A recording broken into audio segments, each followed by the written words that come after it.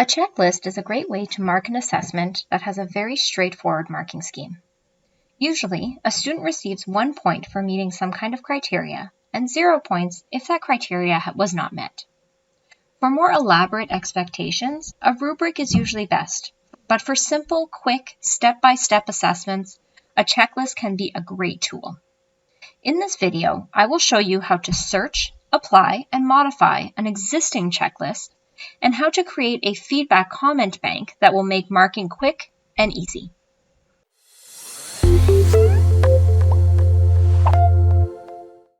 Once you have created your assignment, on the left-hand side, scroll to Advanced Grading. From the drop-down menu, select Marking Guide. Then click on Create New Grading Form from a template. Type in Sample.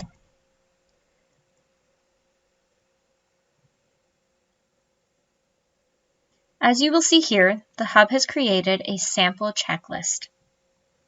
This is something that you can use and modify according to your assignment.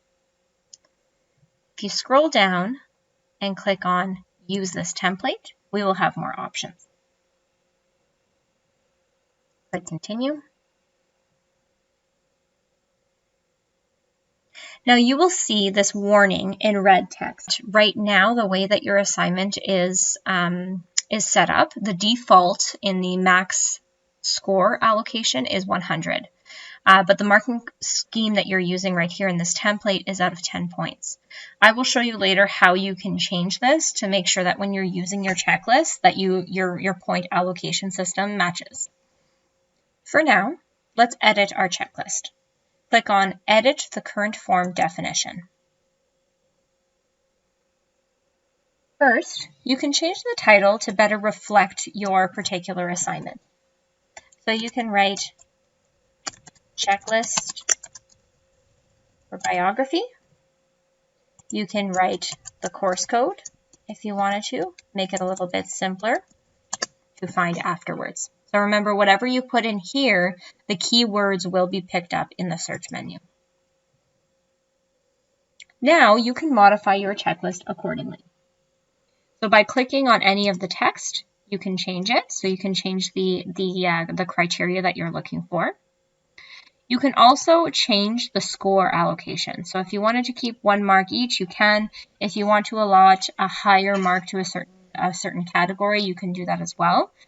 So that is up to you.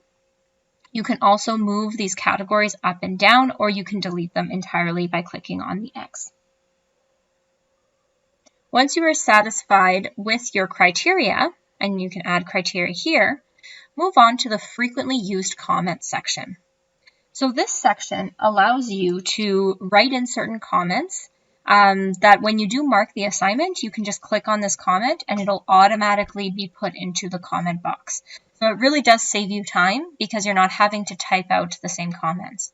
So if you know there's certain comments that you'll most likely be writing, so like, way to go, that's very creative, or please resubmit this assignment, or you're missing your contact information, whatever it may be, modify these frequently used comments to really suit your the comments that you would most likely be using for this particular assignment. Once you're happy with your assessment criteria and your comments, click on Save. Here you can also publish the form as a new template if you wish to make it public. Now I will show you how to change that mark allocation to better reflect your checklist. So remember the red text that said warning, your assignment is out of 100, but your checklist is out of 10. In order to change that, you would click on Edit, Settings for your assignment. So once in the settings, you can scroll down to Grade. So you'll see a lot of other options, but when you scroll down to Grade, you will see here the allocation of points. So you see here that it's at 100. I want it to be at 10 because that is what my marking guide or my checklist is out of.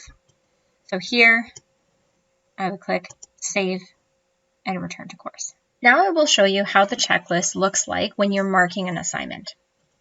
So once you click in your assignment and click on Grade, and you have a student that is pulled up here, you'll see your checklist looks a lot cleaner than it did when you were editing it. So you have your assignment criteria here. You have your mark allocation, so you could put a 1 or a 0 in this particular case.